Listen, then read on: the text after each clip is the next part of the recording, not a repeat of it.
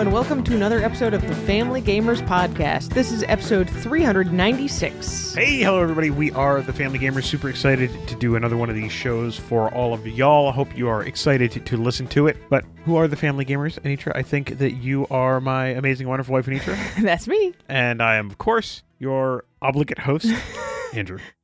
My wonderful husband, Andrew. All right, we are pretty pumped for this one. We talked a lot about what we were going to talk about this week, and for episode 396, we're going to talk about games that surprised us. Yeah. I mean, we've been making board game content for almost 10 years now, and there have been a few games that surprised us, so that's what we're going to talk about this week. Yeah, and I mean, I think in some ways, those are almost the most fun ones to review. Yes. Right? Because, we can talk about things that we really didn't anticipate. In our Snap reviews, and I think we'll talk about this a little bit later, we always talk about something that surprises us about whatever game it is that we're playing. And this is just an opportunity for us to talk about some of that on the actual podcast. Yeah. All right, but first we... Can you surprise me with a fact? Well, I have 3 facts this week. Of course you do. But they're themed. These Okay. are all at the same time facts. Okay, so this is the most people or something doing something at the same time. And it's 396. Well, that Sure. part's not a surprise because it's pretty obvious. Well, obviously, yes. All right. All right. Are you ready? I'm ready. Number 1, the most people showering simultaneously at the same time, that's what simultaneously means, achieved by Irish Springs, USA in Dover, Delaware on June 15th, 2018. So 396 people showering at the same time. Yes. Presumably not all in the same shower. Not my business. All right. The most people making sand sculptures simultaneously is 396 and was achieved at an event organized by Sculpture West End and Philippe Bourleau, both Belgium, in Middelkerk, Belgium on August 23rd, 2019. Okay. And the largest simultaneous launch of canoes or kayaks is 396 and was achieved by the New Hampshire Lakes Association at Endicott Rock Park in Laconia, New Hampshire on August 3rd, 2014. That is practically in our backyard, but I was a little busy with other things in August 2014. Yeah. Like a newborn. A baby. Baby. This is probably Lake Winnipesaukee, which is the biggest lake in New Hampshire. Probably. That's Laconia is kind of at the top of that lake. But anyway, those are my facts. The most people showering simultaneously, the most people making sand sculptures simultaneously, and the most people launching canoes or kayaks simultaneously. All 396. Well, in keeping with surprises, I have a message from our sponsor. Did you know that risk, when it comes to investing, is anything happening other than what you expected? So any kind of surprise. Yeah. So when that stock you bought went up more than you thought it would, that was a risk at work with the return deviating from the mean. Let's do a quick experiment. Andrew, if I offered you a wager on a coin flip, where on heads you lose $100 and on tails you gain $150, would you take that wager? I believe the script tells me I'm supposed to say no. Most people don't like this wager because your quick internal math makes the potential loss of $100 feel larger than the potential gain of $150. Or sometimes people are falling for the sunk cost fallacy that money you already have is worth more than money that you don't have yet. Either way, this shows that most people are loss averse, not risk averse. We like surprises, just only the good kind.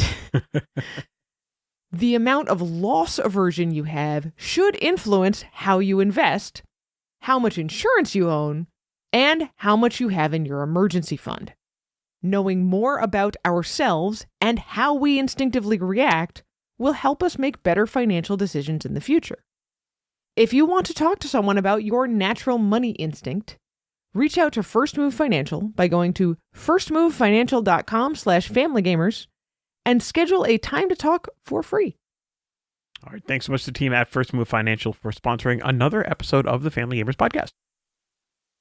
So, Anitra, we took an extra week because we had been traveling. We were on vacation, a real, true family vacation that was not attached to a convention or a conference or a work trip or any of that. Yeah, I made this promise 5 months ago that I would actually take a vacation.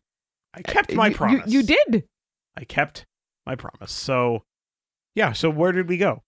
So the promise here was that we would go back to Philadelphia, not for a board game convention, and see Philadelphia things. Philadelphia stuff. Instead of just the convention center and Reading Terminal Market and the inside of our islands, because we are so tired when we did go to Reading Terminal Market, though. We did go to Reading Terminal Market because we asked all of the kids, like, what one thing in Philadelphia they really wanted to do. And one of them said, I really want to get more food at Reading Terminal Market. And we said, okay. As you wish. So we did. Yep. We actually had lunch there, which we typically don't do because we're not usually there at lunchtime. We usually get breakfast at Reading Terminal Market. But while we also did a lot of sightseeing, we had a fair bit of downtime because we didn't want to absolutely pack days full. Mm-hmm. And then partway through the week, we went down to Delaware and spent time on the beach with a friend of yours. And then we had even more downtime in Delaware. So we did play a fair number of games on vacation. We did. And I don't know. Let's talk about some of those games now. So you got this book in the mail? Yes, I bought myself a copy of this book called Games of Art. This is a book that was compiled or designed by Sid Sackson, a famous game designer. The legendary Sid Sackson, thank you. And from the very first time I saw it, I was like, oh, this makes me think a little bit of the Klutz Book of Games, which, surprise, was also compiled by Sid Sackson. But this is a really neat idea. Games of Art is roughly a dozen different whiteboard games for 2 to 4 players. Mm-hmm. Each one is based on a different 20th century physical artist, like abstract art, paintings, physical art.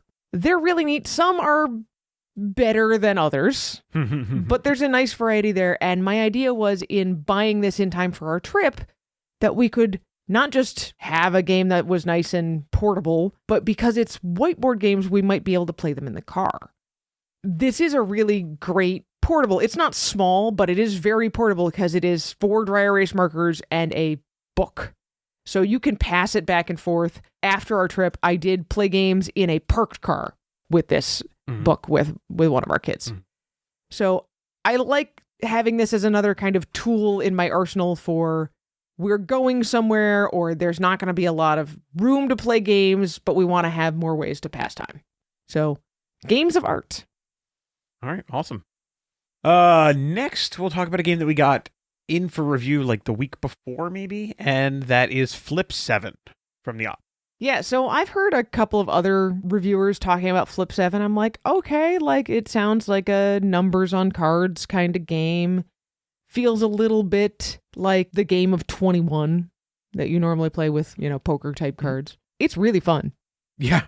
So this is the story about this game is kind of weird and kind of funny. So a bunch of promo copies of this game had been made and handed out, and they were in a tuck box, a small tuck box. And everybody really liked it and they thought it was great. And then when the retail release came, it was in an oversized box. I don't remember actually ever seeing the oversized box, so I don't really know how big it was. But by far the biggest feedback to the op about this game was, this game needs to come in a smaller box. Like, a lot of feedback for that. And so they did that. And that's actually the copy that we have, is the copy in the smaller box. It's back in a tuck box about the same size as like Uno. Mm-hmm. Yeah, so it's an oversized tuck box. So if you heard that the box is too big, weird kind of feedback kind of thing, if you order the game now, that is no longer the case. So that's kind of an important thing to keep in mind. I had no idea about any of that. Yeah. I just know that it feels a lot like Blackjack, except you can play with a ton of players and it's more colorful, I guess, and there's a different sort of strategy to it than Blackjack. So the idea behind Flip 7 is you are trying to flip out cards and not bust. You bust if you end up with 2 of the same number in front of you. But the cards are 0 through 12, and there's a different number of how many of each card there actually is in the deck. Like, there are 12 12s, but there's only 1 1. Yeah, there's 1 0, there's 1 1, there's 2 2s, there's 3 3s, there's 4 4s, etc. So the higher point value cards, the 10, 11, 12s, there are also more of them in the deck. Way more likely to make you bust. Right. And so as you keep saying, hit me, if you get higher point cards, it is far more likely that you are going to get another one of those, which is going to cause you to bust, and you're not going to get any points for that round. Yeah. There's also special powers and some other stuff like that. But honestly, almost everything in this game is really just like intuitive and easy to explain. Mm-hmm. The only hiccup that we have run into is that we're not sure what to do with the special power cards if it gets dealt out to you as your very first card in the game. Other than that... So we just kind of shove those like back in the deck and yeah. just redo it. So. But we've been having a great time with it. It's so low overhead, and you're supposed to play to 200. Like, whoever crosses the threshold of 200 will basically end the game, but you get to finish the round. So if anybody else thinks they can keep going to get a higher score, they get the opportunity to do that. Mm-hmm. But because of the nature of the game, we've played this in a restaurant a couple of times, and sometimes we make it till somebody goes to 200, and sometimes it's like, oh, well, food's here. You know, we finish the round and just pack up, and whoever has the highest score is the winner. Yep. Really enjoying it. I like how simple it is to pick it up and get started. Yeah, it's a great game. It really is excellent. A lot of what we've heard about it has really turned out to be true and accurate, and we are enjoying playing a lot. We are going to be reviewing this game. You probably have a sense about how that's going to go. Yeah. Speaking of games that feel a little bit like poker or other familiar games, we also played more Combo on the trip and introduced some of our new friends to Combo as well. Yes, so great game. Speaking of Combo, we also played Trio. Yep. So a lot of happy camper presents. We did finally, and I'm so glad we did this. I mean, I think we're going to pause here and talk about this game for a little bit because, I mean, we made mistakes the first time we played this game and we kind of sorted some stuff out. And I actually think it made the game better. We sat down and played a full game of Shovel Knight Dungeon Duel. Okay, so this is a minis game. We're not really huge minis people, so we don't have a lot of this style of game in our house. Going back to our last podcast, this is the kind of game that would be called an Ameritrash game or American style game. Yes, it absolutely 100%. Yeah. Super thematic. Yeah. So the entire point of this game is to capture Shovel Knight the video game, which is this kind of 8-bit styled, side-scrolling adventure game, really difficult. Sort of think Ghouls and Ghosts or Ninja Gaiden or one of these really difficult 8-bit side-scrollers, right, from the 80s and the 90s. It was supposed to be hard. Yeah. But it's ridiculous. You are a knight whose primary weapon is a shovel. Yes. Right. And so everything in the game is very silly. So in Shovel Knight Dungeon Duels, what they've really tried to do is capture this idea of having to progress through a level through these, I don't know, like sliding tiles that you have to run on. It feels like one of those things in the airport, like the walking sidewalk thing. Like it feels like you, because if you don't move, you fall off the back of it. You fall off the back of the board. It really does capture that side-scrolling idea in a way that I have never seen another board game do. Mm-hmm. However... Well, except for maybe Jetpack Joyride. That game did a really good job of that whole side-scrolling concept. To some extent, yeah. Yeah, but again, it is a game that is copying a video game. Right. Right. Right. Well, I mean, and that's part of the point is that side-scrolling and like you can never go backward, you can only go forward. But with Shovel Knight Dungeon Duels, much like with the original Shovel Knight, not going forward enough will kill you. Mm-hmm. In the case of Shovel Knight Dungeon Duels, it doesn't actually drop you out of the game. It disables you. So this is one of the rules that we'd gotten wrong earlier on. Yes. So basically, if you air quote die in this game, you discard half of your coins rounded down, and when it becomes your turn again, you put yourself on the leftmost column, which means that you've got to move forward in order to do not anything. die again, basically. So that's actually a really good thing because I think you've mentioned it on the show that the last time you had played before that, you hadn't even gotten to your second turn and you were killed. Yeah, I got stuck in a spot where I couldn't move forward. And so after my first turn playing my very first game, I died. Mm-hmm. Which is no fun. And I had not seen in the rule book that there is a mechanic there for, hey, if you fall off the board or if you run out of hearts or whatever, you actually will come back on your next turn with half as much treasure. Yeah. So that makes a huge difference. It does. Yeah. It does. And I would say that you had a far better time with it, obviously, since you got to actually play. Yes. It's still really frustrating. You can end up in a situation where you just die over and over and over again. If you have my luck with dice, for example, you will die all the time. We ended up in a situation where almost everybody had to jump over this pit and no one could roll enough to jump over it. So it's like, oh, and I failed the jump and I die. And I failed the jump again and I die again. Right. So what ends up happening is by the end of the game, eventually you will have killed the boss. Right, so there's a bunch of different options for who the boss will be. All the bosses have different powers, etc. Eventually, though, you will kill the boss, and whoever has the most money at the end when the boss actually dies wins the game. And so this is good because it means the game can actually win. Yes, that was encouraging as well. It also makes it clearer to me why you would sometimes be incentivized to attack your fellow players. Right. Because that would cause them to die, and then they would lose some of their money. Even if you don't cause them to die, you just knock them back. It's not the only way to try to... It's less of the feeling of oh, hey, we're all in this together and we need to beat the boss. There's still some of that, but knowing that you can come back with half as much treasure makes it hurt less to try to take somebody out. Right. Yeah, totally. No, I agree with that 100%. So... Anyway, Shovel Knight Dungeon Duels, I would say it does a pretty good job of capturing a lot of the feel of the game, including the frustration parts. Yeah. But we will be reviewing this. I think we're going to do a snap review because I think the boys want to talk about it. I'm not entirely sure yet. But, if we do, you will see it. It is a gigantic box. It's a lot of fun. It's really, really pretty good. We actually bought an expansion or two for the game to have a couple of extra characters. So, good stuff. Shovel Knight Dungeon Duels. Yeah. Another thing that we got in for review just before leaving for this trip was Micro Macro Kids Crazy City Park. So this is everything we have been asking for. It is a traditional Micro Macro seek and find, trace out the path kind of game, but it is completely family friendly. And instead of each mission or investigation being on a bunch of cards, it's all bound together in a book. Which is absolutely tremendous. It's really, really good in that way. They also added a bunch of these translucent green tokens. Yeah, almost like poker chip or bingo chip kind of thing. Yeah. And the purpose of these is if you have to follow a character along to figure out what they're doing, as you find them, you can put these little chips on, and it's almost like a spotlight on the thing that you've seen. Yeah.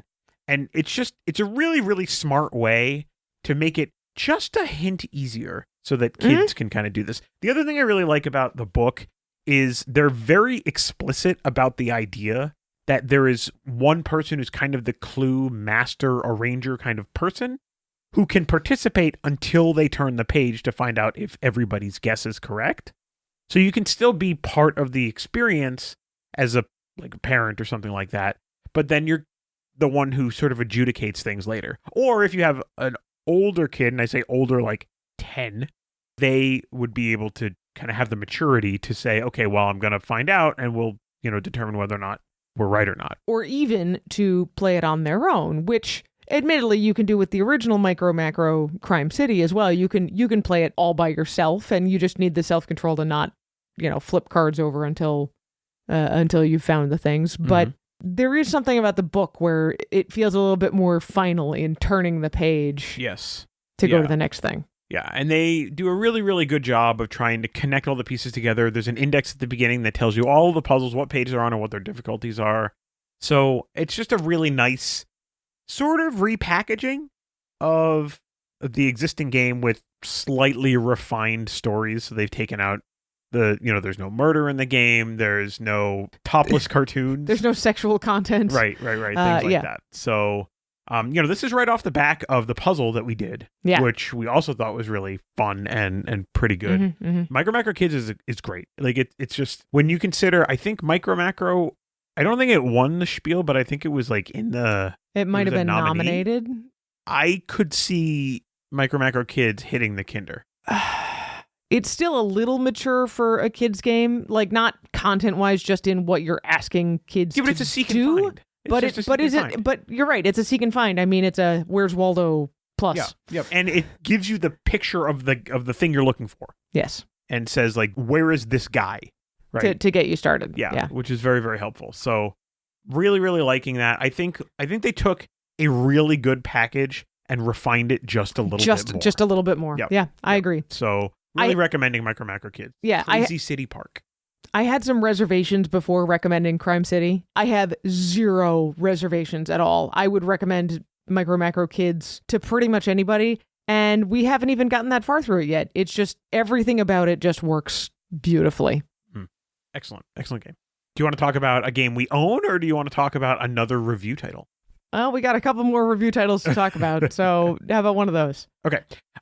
So I'm going to stick in the vacation theme because we actually had some games that we played outside of vacation, some of which we really should get back to. But we finally got a chance to sit down with a bunch of people and play a game of Adventure Party. Yes. Okay. Here's what I need to say about this game. So I saw this game at the Gamma Expo 2024. And what I was really intrigued by with this game was that you could still have, it's an RPG, but it's really story-based, and you could still have fun with this game even if you're rolling poorly, because there's things, my understanding at that time was there's kind of things that you can do to kind of manage bad die rolls, right? And it just wasn't going to be as number-heavy as a typical RPG. Well, once we got this out and really kind of sat through and played the game and looked through the rules and did all this stuff, this is a deduction game hiding behind an RPG. Hiding behind a fantastical story. Yeah, it's not really an RPG. It's what we've talked about before as a storytelling game. You have a very loose framework to tell a story, and then the point of telling the story is to help everyone else deduce what the number is on your die that they can't see. Right. So, I mean, in much the same way, Wavelength is the kind of a game where the clue giver gives a clue and there's a range. Yeah. That the clue sits somewhere in that range. And the range on a D20 is 1 to 20.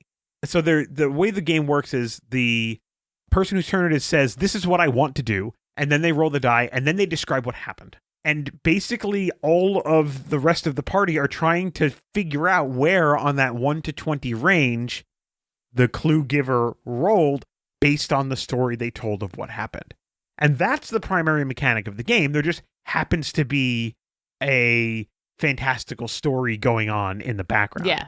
And I love how this flipped the conceit of an RPG on its head and turned it into a different kind of game altogether. Almost in the same way that like Lords of Waterdeep flipped the RPG on its head, and now you're the lords and the resources are the people who are normally playing the adventurers. D&D. Right. Yeah. Right. Like same kind of idea. So it was a lot of fun. I feel like this is the kind of game that is more fun with even more people. We played it with just 4 or 5 people, I think. Yeah. Yeah. I have to think that there's an upper limit, though. I mean, it would be too the upper limit is like 8, I think. Yeah, but that's fine. Well, I'm going to talk about the last game that's on our list of we played these on vacation. And then we can talk about a couple of other games we played before vacation because we haven't had any time to play games since vacation. On vacation, we also played Merchants of Magic, which we explicitly brought so Claire would play with us because she was being a good sport, but she's a little picky when it comes to games. Yeah. But she loves Merchants of Magic. So we pulled it out. We played it one night. Honestly, I do enjoy this game a lot, and even playing it that night, I enjoyed it, but it is probably the worst experience I've had playing Merchants of Magic. There were a lot of us around the table playing. There were a lot of other people milling around, asking questions, doing things, so there was just a lot of distractions. Mm-hmm. And so trying to keep straight of what the numbers were, what was going on, what's actually in front of me, what am I looking at, trying to explain to the guy who was new and hadn't played before and make sure he got the rules. It was just rough. And it helps remind me that your favorite game is not always the right game for a situation. Mm-hmm. Mm-hmm. So like I said, I mean, I still enjoyed it, but I didn't enjoy it the way I wanted to because I just felt very frazzled and kind of coming apart at the seams the whole time I was playing. Yeah, it was a very forced gaming experience because it was just like there was other stuff going on, and if it wasn't the construct of a game that has a start, a middle, and an end to it, it would have been just like, okay, I need to just take a break, I need to go away, I need to reset, and I'll come back. Yeah, but we were trying to like muscle our way through a game, and so that whole process became uncomfortable. Yeah. So this is something we talk about sometimes in other contexts of not forcing your kids to sit down and play games with you. We do force our kids to sit down and play games with us sometimes, but we also know their limits. And in this case, none of our kids minded. I should have known my own limits and probably bowed out and not finished the game because it was not the right time and place, at least for me, to play it. Mm-hmm. Well, we made it through. Yeah, we did make it through. So I do want to take some time to talk about a game that I know we're going a little long on games we've been playing, but we've been playing a lot of games that we played a bunch of before we went on this trip. Yes. And this is a game from Lucky Duck called Toriki, the Castaway Island. This has been great. So this is another game that I saw back at Gamma Expo 2024. Toriki, the Castaway Island. This is a cooperative... I don't want to say Lord of the Flies game. Like, it's a bunch of kids on an island, but you're not killing each other or anything like that. Like, it is a cooperative, you're stranded on an island. Yeah, you're a bunch of castaways and you're working together to do all the things, like find food, to build a shelter. And it says right at the beginning of the book or the beginning of the game, like, no one dies in this game. Like, no one's going to starve to death. Like, there are penalties for doing things poorly, but it's nothing you can't recover from. Right. And, they do a really good job with this game of loosely gating. So maybe it just so happened that we figured out how to build shelter right before the torrential rains came. Right. But it certainly felt good that we figured it out. And then all of a sudden, we spent a night hiding in our shelters. Oops. I guess that might be a small spoiler, but it's really interesting. So this game is using that same kind of QR code technology that Chronicles of Crime or Kids Chronicles use, where you hold the various cards up to a camera and it kind of tells you whether or not you can combine items or what you can do with an item or how it affects an enemy or an animal or something like that and things like that. And that's kind of how you navigate through this game. Yeah, it's a lot like Chronicles of Crime in that you're moving to different places around the board and not everything is accessible at any one time. There's definitely a lot of restrictions on what you can do and when you can do it. But there's also a lot of reward, at least so far. It really is. It's an interactive story with a fair number of puzzle elements, I would say. Yeah, I think the most interesting thing about this game, it's a point-and-click adventure board game, right? Yeah. That's what it is. If you think back to any of those classic point-and-click adventures that you would play, like King's Quest or all the Monkey Island games, that's what this game is. Eventually, sure, with the exception, so there's an app in this game, right, that is doing a lot of the stuff. So that's really managing the story. Unfortunately, there's no voice acting, but that's okay. It's fine. So I can't really say what's going on behind the scenes in the code, right? I can't really say what's forcing that stuff to, move along. So I can't really say you're going to have an opportunity to tap on everything or use everything with everything because I just don't know. So the way the game works, the way the game works is everybody has a turn, and that a turn is 3 actions, I think, and that represents a round. And so every round you get the sense of the passing of time. Yeah, there's 3 rounds in a day. So like everybody taking a turn represents first morning and then like noon and then like evening. And then the day is over. Right. And whatever happens and you all return to the campsite and hopefully you're in a better spot than you were the day before. Right. Yep, exactly. So really enjoying this. The boys, we've been playing this with the boys, and they're having a blast with it. We've sat down, I think we've had 2 separate sessions with this game. So there is a concept of like the save and the restore, and we were able to get through that without, too much trouble or anything like that. Really enjoying this. We haven't had to destroy anything. There is some stuff that we've kind of unlocked.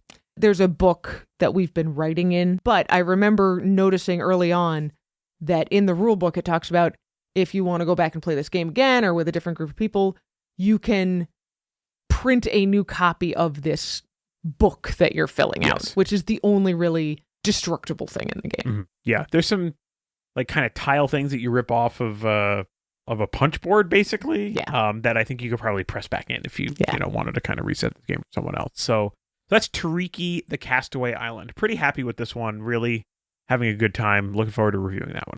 Let's just touch on one more review game, which is Belratti, or Belratti, depending on your accent, I suppose. So Belratti is a game about art and agreeing on what art means, and also trying to avoid forgeries. And when we say art, what we really mean is random objects on cards.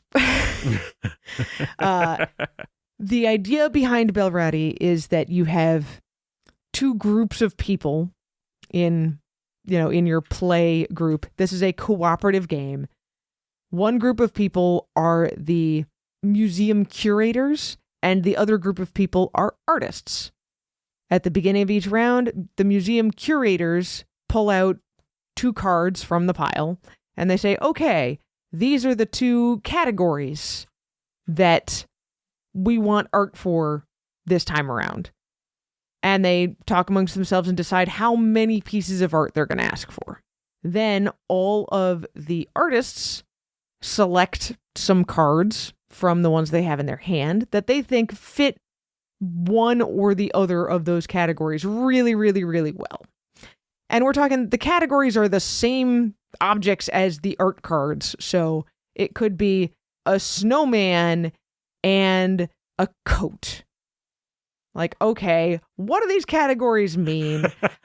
There's usually some discussion among the curators, like what we think the categories mean. And then they decide how much art they want to ask for. The artists are allowed to talk amongst each other a little bit, but they're not allowed to explicitly reveal what they have or what they think they can contribute other than a number of cards. Mm-hmm. So it's got that sort of hidden information, the game, the mind sort of feel to it. All the artists contribute together to pull together the number of cards that the curators have asked for. And then Belratti, the forger, also contributes some art. I think it's 3 more cards off the top of the deck get shuffled in. I thought it was dependent on the number of players. Oh, maybe. I don't know.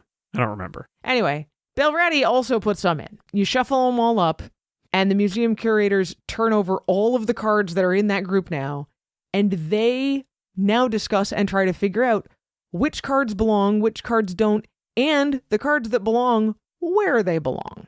At the end of a round, you only get positive points for the cards that the curators got completely right.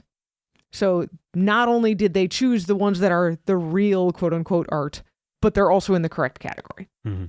Anything that's not in the correct category, but is the real art, it's fine. Anything that was not contributed by the artists, but was in fact contributed by Belratti, goes in Belratti's pile.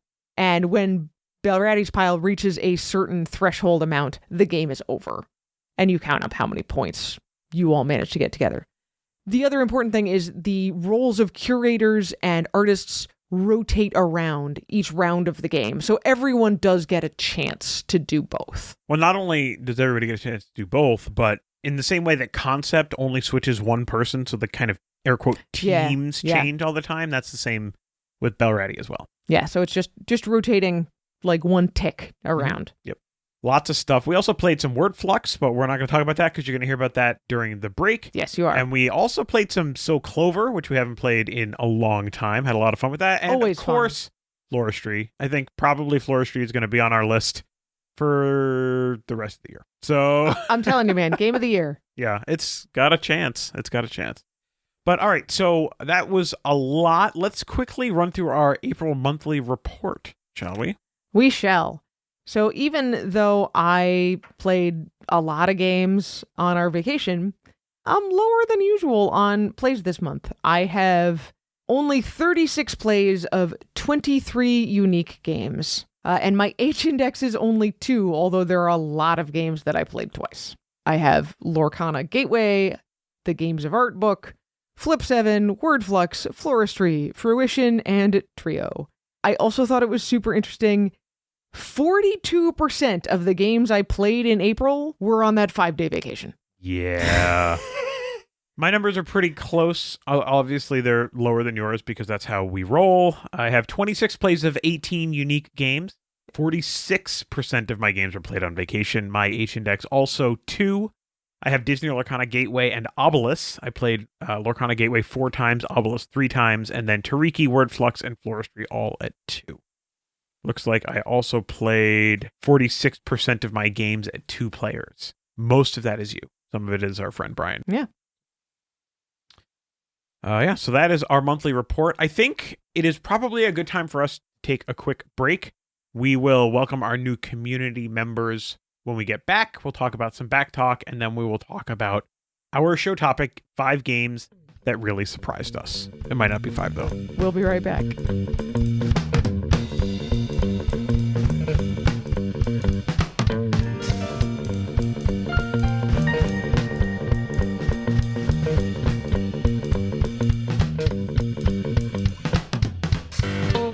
So in nature, we have always loved word games. We have. We especially love how all different kinds of word games focus on different goals.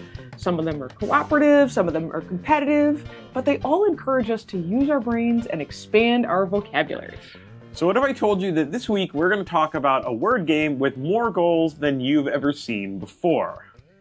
I suppose I'd say this is a snap review for Word Fluxx.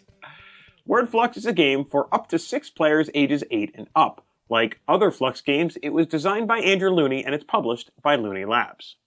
So let's talk about the art in Word Fluxx. This version of Fluxx is based around words, so the only art is large, colorful letters. They do get a 3D treatment, so they feel a little bit more substantial.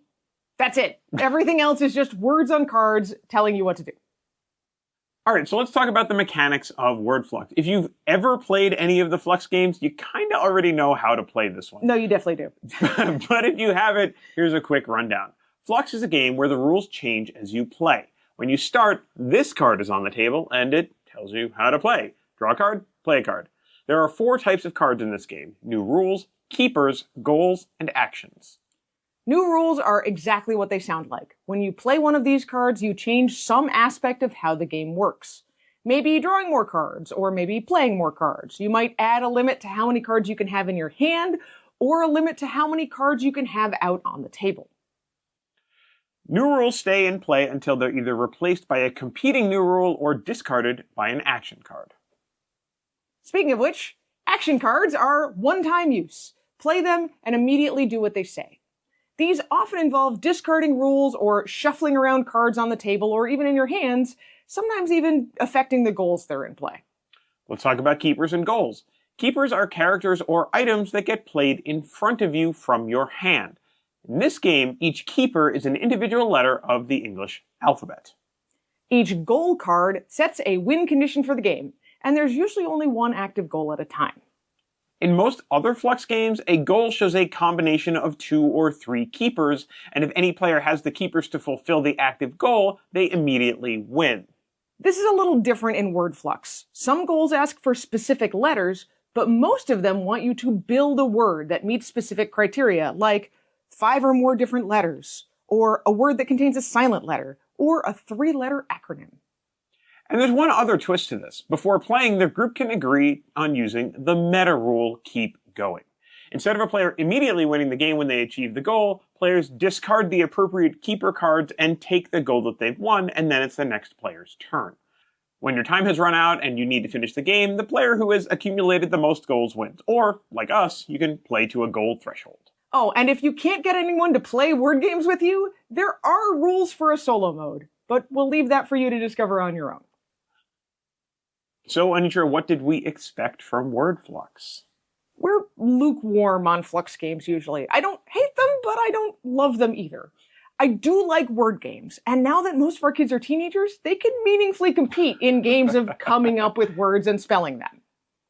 We expected that this would feel like a typical Fluxx game, and I was hopeful it wouldn't have any of the overtly mean elements that often come along with the more mature themes. Fluxx games are all over the map for me, and honestly, it doesn't even come down to the theme most of the time. Sometimes the added mechanics just don't do much for me, but other times, like when we reviewed 100 Acre Wood Fluxx, the extra stuff is just great. With word flux, I figured the game would play games with making words, and I was right. But there were some surprises too, so what surprised you? It surprised me how much word flux felt like a classic word game, at least to me. You're working with just a few letters at a time and trying to come up with a word that meets the requirements. Feels a little bit like a Scrabble or an Illiterati. For me, I have kind of a lot of thoughts here. I was actually kind of surprised how hard it ended up being to spell words. In almost every word game, you're ending up with at least 4 to 6 letters to work with, but here it was common for someone to play a rule that limited the number of keepers, consequently letters, that you could have. But I love some of the goals, like having enough letters to support 2 words that rhyme at the same time or things like that. They're really clever. I also really liked how much more freeform the goals ended up being in this game. In most other Fluxx games, you just need to have a certain set of specific cards to achieve a goal. But in this, almost any card could be used in fulfilling almost any goal.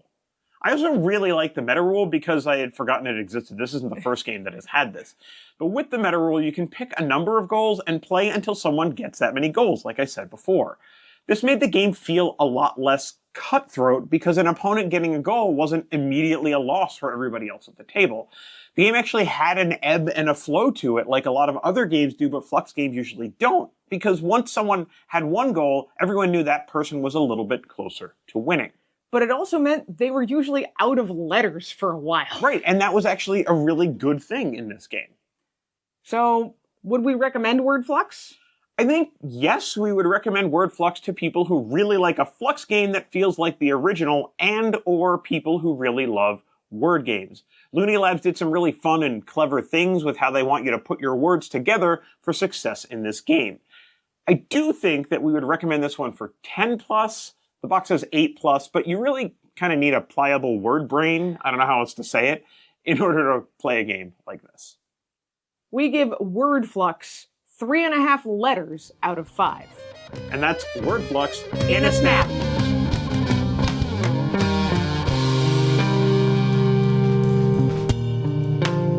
And we're back. Hey, everybody. All right, we are back. So what we're going to do, like I said, we're going to start by welcoming the new members of the Facebook community. Then we're going to talk about Backtalk, which is, of course, the way in which you can talk to us. We won't take it from our kids, but we'll take it from you.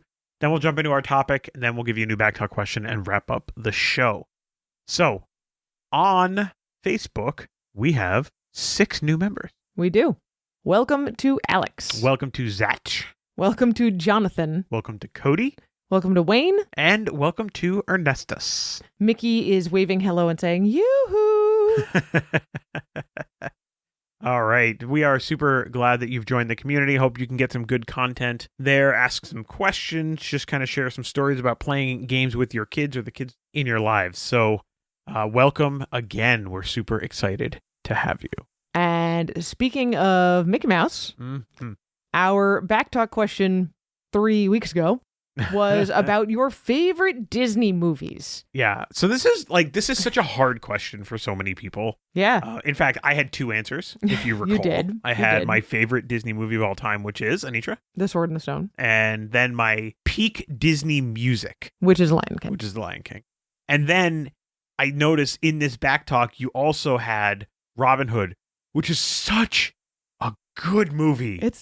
So I had seen something recently about how, honestly, the Disney Robin Hood is a mess. It should not work. Like, it is disjointed. It doesn't make sense, but it's just put together so beautifully.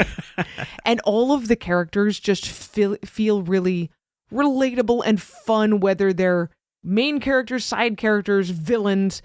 They're all great.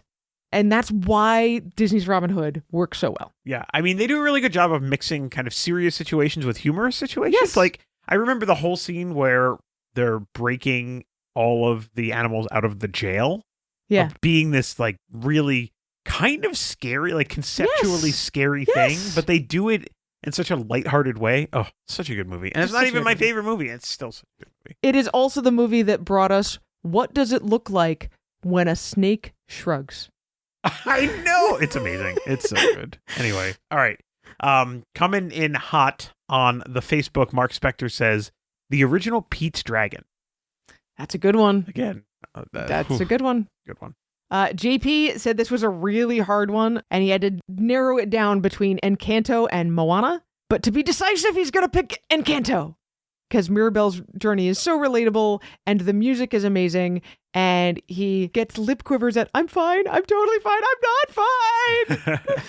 It's actually funny. I was doing a little bit of home remodeling work today, cutting a hole in a wall, and our youngest Elliot was like, Dad, why are you cutting a hole in that wall? And I was like, I can't talk to you about it, because it's where Bruno is.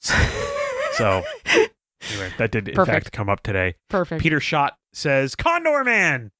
Really hard to pick one as a favorite. Partly depends on the mood I'm in at any given time. Enjoyed Sky High as a silly romp. Enchanted as a different take on A Princess Tale. Various musicals. Phineas and Ferb, and so on. He says his oldest would say High School Musical. Okay. Back on the Discord, Adrian says she's going to admit to being old and go old school with Mary Poppins. She says, I recently rewatched it, and this was the first time I actually realized what Mrs. Banks and the suffragette movement was all about.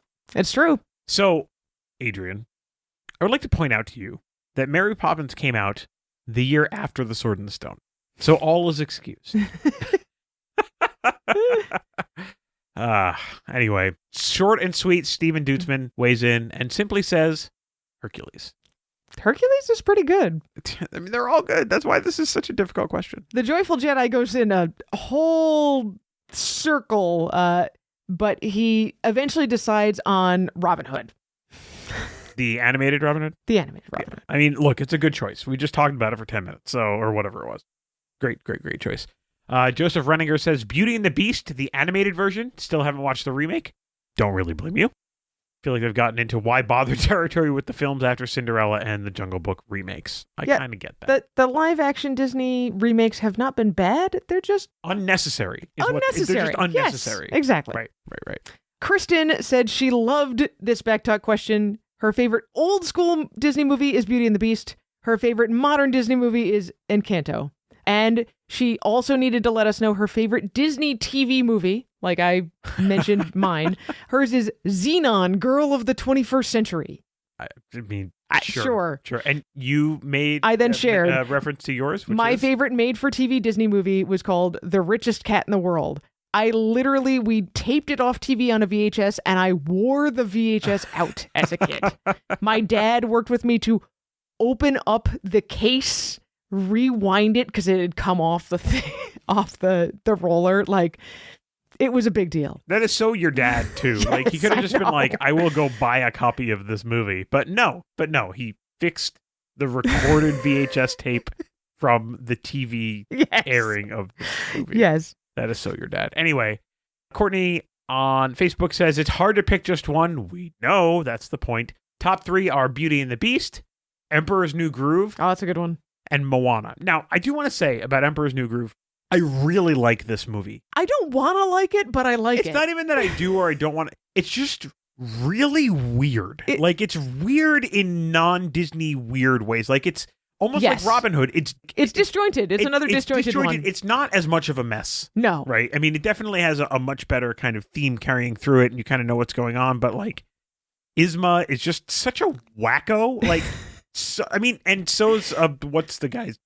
Kronk. Yzma and Kronk are... What? And the Emperor's an idiot, right? But, like, he's the protagonist, but, like, he's kind of a... like. But Kronk is the most likable character in the movie. I mean, I know it's like a coming of age technically learning. Kind of the villain. It's so weird. I don't even with this movie. Like, but it's so good. It's so quotable. This is like Napoleon Dynamite. Like, you watch it and you're like, I don't even know what I just saw. But then for the next 5 years, you find yourself quoting it and laughing at it. No touchy. It's so weird. Anyway. Our lovely Gen Alpha Zach asked if we counted Marvel movies, and we said sure if they were made after Disney bought Marvel Studios. So he said Avengers Age of Ultron is his favorite Disney movie. I don't get that at all. I gotta be honest with you, Zach. Like, I love you, buddy, but like, that has got to be the worst Avengers titled movie. Yeah, yeah. Anyway, whatever. But Ken says Big Hero 6. Another great movie. I mean, what a tearjerker. I mean, the end of that Such movie. Such a tearjerker. Oh my goodness. Oh my god. Oh. And Beauty and the Beast for best music. I get it. I get it. I get it. I think, it's great and it's wonderful. And we were talking about Angela Lansbury the other day and how Yes. she's not really a good singer, but she's like a good, your grandma is singing to you, right? Yes. And it just makes And that works perfectly it for that makes song. it so tender. Yes. And that's what it is. That's really what does it on that one. TC also says The Emperor's New Groove, which is brilliant. But music-wise, he loves the Frozen soundtracks. He has 4 boys who vetoed ever playing the Frozen soundtrack. Now there's a 5th who's a daughter. Watched Frozen for the first time last month and loves it, but she won't let me sing along. You stop singing, Daddy. I'm so sorry, TC. You can sing Let It Go and Do You Want to Build a Snowman as loud as you want. I'm giving you permission Next time now. you're stuck in traffic, just roll down the window and just start screaming, "Do you want to build a snowman?" Yes. I mean, everybody will think you're crazy. It'll be awesome. SMS 137355 says, "I love Treasure Planet, Atlantis, and Muppet Treasure Island." Oh, Muppet Treasure Island. That's We've another got really cabin quotable fever. one. Da-da-da-da-da-da. Anyway. We're losing our bandanas. Been stuck at sea so long that we have simply gone bananas. All right. My Little loves Wall-E and the Robots. I mean, another great movie. Wall-E is another great Just one. Absolutely fantastic. Peter Schott decided to give us even more on Discord and really wanted to make sure he also included Muppet Christmas Carol. We watch Muppet Christmas Carol every year at Christmas. It is the most faithful rendition of Charles Dickens' A Christmas Carol. I also love that whole thing about Tim Curry and Michael Caine with their amazing performances. Starring in Muppet movies. Right, starring in Muppet movies. Do you want to share the quote, Nature? I mean, we're paraphrasing, but Michael Caine said, looks at all these Muppets and says, I am going to treat these Muppets with the respect they deserve as my fellow actors. And does the whole thing just so completely straight, grumpy when he needs to be grumpy, joyful at the end when he needs to be joyful, never cracking a smile or cracking wise that these are Muppets. The only joke he gets is the one that Charles Dickens wrote into the book. Tim Curry, on the other hand, looks around and realizes that it is appropriate for him to act as a fellow Muppet. So, anyway, great stuff. Love all the Disney content. Really appreciate all the great back talk. And we've got another question at the end of this episode. I won't be too secretive about it. Despite the show topic, I don't think the Backtalk question is going to be that much of a surprise. Maybe. Anyway. All right, so let's get into it, Anitra. We've gone kind of long today already, and we haven't even started the topic, but that's okay. It's been an extra week, so we're giving you 50% more content. Pretty much, yeah. So our topic for this week is going to be 5 games that really surprised us. So yeah, we always talk about surprises when we do our Snap reviews. Sometimes we bring them up in our written reviews as well. But some games are not just, oh yeah, this one thing surprised me. Some games, there are major things about the games that just shocked us. Mm-hmm. Sometimes it's the kids' reaction. Sometimes it's something that we didn't expect at all when we opened the box. So we went back through a few of our reviews and picked out 5 that surprised us in ways that we want to highlight for you. Yeah, and I mean, look, these are board games or tabletop games. These aren't like heart-stopping, shocking moments, right? It's just like, oh, this is really not what I expected. Yeah. And generally speaking, that's in a good way. Yeah. So I'll get us started with the first one on the list, which is Adventure Party. We kind of already talked about this. It is a deduction game that is hiding behind a storytelling game. The real game mechanic here is deduction. Yeah, I think that's really cool. It doesn't always work for me, like the storytelling, but I'm thinking it gives me enough framework. And I do like deduction games that aren't social deduction. And this is not really social deduction. Not at all. It's interpret the story to deduce the value. Yeah, it's like I said before, it's a lot like a medium or a wavelength or one of these kinds of things. I think we found with this that certain people were like really well aligned with with each other. And sometimes it was like we would guess the same number for somebody else's story and we match each other, but we didn't match the story. Yeah. Which is pretty funny. But yeah, it's just a really, really interesting take and it's just fun. And I really love how this game supports so many people and allows for some creativity. You can be really creative, you can be not so creative. The goal here is to convey somewhere on this 1 to 20 spectrum. And that's kind of the goal of the game. Yeah. Well, I'm going to bring up Magic Mountain. Mm-hmm. So what surprised me about this one is you saw it at a convention somewhere and you're like, oh, this was really cool. And I'm hoping we can get a copy for review. And I'm like, okay, fine. Like a kid's game that's not lame. Fine. But, we should do that. It is a kid's game, but it is so much more than a kid's game. Everyone enjoys playing Magic Mountain. Everyone. Like even hardcore gamers will get 5 minutes of enjoyment out of playing Magic Mountain. Well, and it's not even just that. I mean, this is a game where you pretty consistently, when the game is over, say, I want to do that again because I can do better next time, right? It's got that thing that sucks you into the game. And that's normal for kids in a kid's game. Yes. It's not normal for adults in a kid's game. But it happens. Yeah. Something about the colored marbles, the way they go down the Plinko-like board, and really rooting for, yes, please hit this thing. No, don't hit that. Ah! It gets you invested every single time. Yeah, it's a very basic loop, right? And it's really, really easy to get pulled into the gravity well black hole that is Magic Mountain. Next on the list, these aren't really in order or anything like that, except for the last one. The last one, I guess, is our big surprise game. But the next one on the list is Backstories. So we reviewed the first Backstories game that we received at PAX Unplugged last year. This is a choose-your-own-adventure style game. The thing that we really, really liked about this game is that you have your sort of deck of cards. You think like an unlock or something like that, where you have the deck of cards that you're working through, and they're in order and whatever. And then you start with certain other cards that have like slots on them. And so these other cards are going to be certain actions. They're actions you can do. Yeah, that you can do, like explore or talk to this person or do this thing or do that thing.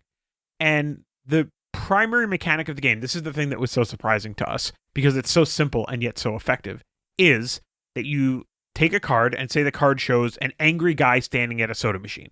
And you can choose to attack him. You have a card that's like attack. You have a card that's like steal from him. You have a card that's talk to him, right? And they have a slot and a slightly different place on each one of these cards. You pick up the card with the guy on it. You put the card for the action on the back. You like line them up and hold them together. And then you flip it over and it gives you the result. And that's why it's called Back Stories. Right. I mean, yes. First of all, this mechanic is freaking brilliant, right? And sometimes it'll say things like, okay, discard this card and pull, this other card out of the deck, and the situation has changed, right? So it has progression, conceptual progression. Your actions matter, and what order you do them in matters. Yes. For something so basic, I mean, this is one of those things where you're like, okay, cool. How did this not come up before as a mechanic, as a thing to do? Yeah. And that was the thing that was so surprising to us, was just how novel this idea was. Yeah, I feel like I've seen all of the pieces involved here before. Right. But they come together in such a beautiful way here. And I was really shocked the first time we played through a Backstories that it really it felt like our choices mattered in a way that they don't when we're playing an unlock or something like that. Like, oh, well, if we got the answer wrong, like, we'll just try again, whatever. No, if you got something wrong in Backstories, what that meant was like, oh, this guy is dead now, or this guy has run away, or suddenly you're plunged into darkness. And like, now what do we do? Yeah. What's going on? It's actually a story with actual branching paths, not just something that feels open but secretly is on rails. Yeah. So really, really like that. And, just a teaser for you all. We have the second one in the review queue. Yes. So that will be coming sometime soon. All right.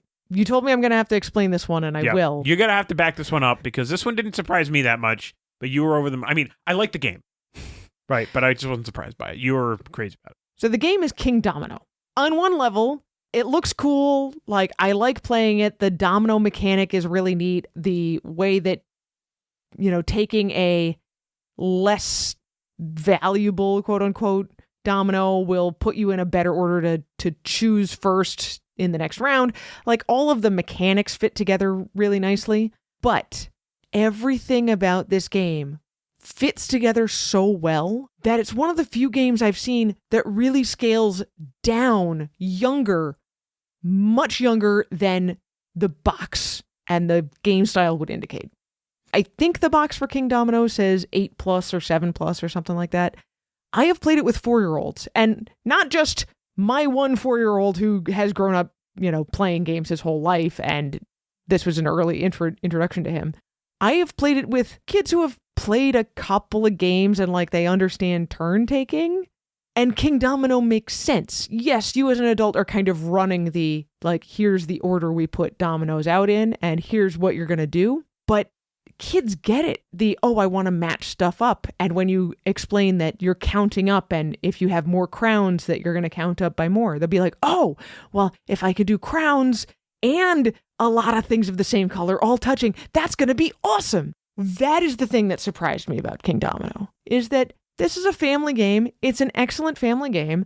That part didn't surprise me. It's the really little kids can understand this. If they've played a few games before, they can understand, play, and move forward on playing more quote-unquote grown-up games by playing King Domino. So that's what surprises me. Okay. I get where you're coming from. I guess for me, it just wasn't really a way in which I interfaced with the game at the time. Yeah, it hit our family at just the right time where we were already reviewing board games. We were talking about it in a family context, and we had multiple little kids. Mm-hmm. And I was like, well, sure, you can sit down and give this a try. And I was shocked at how well it worked. That's awesome. Okay, so big number one. You give me a drum roll? No. Okay. Fine. It's Pan Am. We freaking love this game. This game is so good. It really, really surprises. Okay, so the mechanics of the game are the same no matter what the player count is, but it feels like a completely different game. Totally different game at 2 players, 3 players, and 4 players. I always end up saying this to people when I start talking about Pan Am. There were little surprises in Pan Am, the map of the world is centered around the North Pole. Okay, that's weird and surprising, but, not bad, just kind of weird. But the huge surprise was how different it feels at every player count. Yeah. Also, Funko, RIP, did an unbelievable job releasing this game for under $30. Yeah. The quality of the art in this game, the quality of the little plane minis in this game, all of the stuff, this feels like a premium product to me, and it was a $30 game. But we've also seen other games like that. I think the really big surprise with Pan Am is just how different it is at the different player counts. Yeah. And I try to warn people about this as well, because if you really chill kind of worker placement games, there's a little bit of jockeying for position, but everybody pretty much gets to do most of what they want, then you should only play Pan Am at 2 players. Right. Okay, I mostly agree. That is absolutely, you're describing Pan Am at 2 players. At 4 players, it is also a less antagonistic game because everybody accepts that they won't be able to get everything done on their turn. Yeah, you've only got you only have 2 actions. 2 pawns. Yeah, you only have players. 2 engineers. Yeah. So everybody knows it, so it's okay. Right? So at 2 players and at 3 players, everyone has the same number. Each player has the same number of actions. And so when you add that 3rd player in, all of a sudden, the game becomes incredibly cutthroat if you want to be successful. But then when you get to 4 players, they take an action away from each player. And so everybody knows, I'm not going to be able to work through the full cycle of playing a route. Right? Yeah. You can't do it. Yeah. And you can't do everything you need to do in one it's fine. set of turns. Yeah. Yeah. Yeah. And that is why Pan Am feels so different at all 3 player counts. But it is still shocking that it feels so different. Yes. Yes. And that's why it is our number 1 game that really surprised us over the last 5+ years. We should really pull out Pan Am. We should play more Pan Am. Mm-hmm. Yeah. Yes. All right. So those are the games that really surprised us. And I kind of said it at the top. The Backtalk question will not surprise you. What is the greatest surprise you have ever had in gaming? This could be something like a game that totally shocked you. This could be you were in the middle of playing a board game when your youngest child walked for the first time. This could be literally anything that happened that has gaming related as part of the story. That's what this I could be, I never thought I would play this kind of game, but a friend talked me into it, and I was shocked to find out that I loved it. It could be anything. We want to hear all of the stories. It could be a reaction, an unexpected mechanic, a story twist, whatever it might be. We want to hear them all. The two main places that you can go to answer our Backtalk question are, number one, on the family tabletop community on Discord. You can go to thefamilygamers.com/Discord, and that'll give you kind of a link right into the Discord community. You can join that way, or you can go to our Facebook community by going to thefamilygamers.com/community, or simply by going to Facebook and searching for the Family Gamers community. You can also contact us directly by email, andrew@thefamilygamers.com, anitra@thefamilygamers.com, or you can just find us on basically any social media out there at Family Gamers AA. Please don't forget to subscribe to the show, tell your friends about the show, and leave us a review at Apple Podcast or whatever your podcast subscription source is. You can find us on Amazon Music, TuneIn, Spotify, and YouTube Music. So if you're stuck at work, you can pull it up and give us a listen while you're toiling away doing whatever amazing things you do to make the world go round. I'm going to give a quick shout out to our most recent review on YouTube, which is not YouTube Music, but on YouTube, which is for a kid's game, Octograbbo, which was not terribly surprising, except for the fact that every kid I played this with under about 12 years old loved it and wants to play more of it. It's a little kid game that appeals to big kids too. It really does, over and over again. There is another thing that's surprising about Octograppo, and that is that this is one of the first kids games published by Chip Theory Games. Yeah. Which is definitely not the brand that you would expect to hear about when talking about kids games. But it is a brand you expect to hear about when hearing high quality, and it is that. Yes. There's going to be 2 more games from Chip Theory that I will be reviewing by the time the next podcast comes out, so keep your eyes peeled for that. Mm-hmm. All right. Family Gamers is sponsored by First Move Financial. Go to firstmovefinancial.com/familygamers to learn how the team at First Move Financial can help you pile up the victory points. I think that's going to be it for this week. I think we should go play some surprising games. Like Pan Am? Like Pan Am. All right, sounds good. Until next week, everybody. Play games with your kids.